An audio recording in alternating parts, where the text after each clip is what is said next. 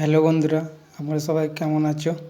আবার চলে এলাম আমাদের অক্টোপ্যাড মিউজিক বুক নিয়ে। এই দেখতে পাচ্ছ মিউজিক বুক। তো আবার আজকে একটু বাজিয়ে শোনাবো কেমন বাজে। নোটের উপর মিউজিক বাজবে, আমরা বাজাবো, এবার দেখবো। চলো তাহলে।